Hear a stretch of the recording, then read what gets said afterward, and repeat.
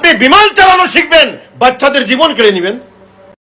কতগুলো সন্তান কালকে মারা গেছে। ভাইটি একদম সলিড কথা বলছে। সম্পূর্ণ ভিডিওটি দেখে যান, শেয়ার করে যান এবং শেয়ার করে যান। বিমানের প্রশিক্ষণ নিতে হয় অদূর এলাকায়, যেখানে গণবসতি নেই, জনবসতি নেই। সাগর তীরে, সাগর পারে, সাগরের উপর দিয়ে, নদীর উপর দিয়ে যদি বিমান অ্যাক্সিডেন্ট হয় যেন পাইলট বেঁচে যায়। কিন্তু আপনারা কি করলেন?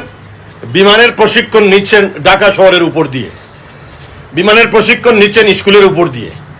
জীবনের প্রথম পাইলট বিমান চালাচ্ছে, সে তো অ্যাক্সিডেন্ট করবেই।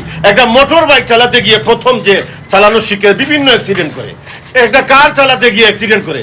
আপনারা বাচ্চাদের স্কুলের উপর দিয়ে বিমানের প্রশিক্ষণ নিচ্ছেন। পাইলট জীবনের প্রথম আজকে আপনার নিজে নিজে ফ্লাই করেছে, অ্যাক্সিডেন্ট করেছে, বাচ্চা মারা গেছে, আরো আহত নিহত হবে। এইভাবে একটা বাহিনী চলতে পারে না। এই ব্যর্থতা কার?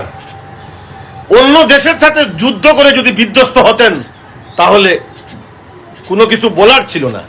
আপনি বিমান চালানো শিখবেন, বাচ্চাদের জীবন কেড়ে নেবেন।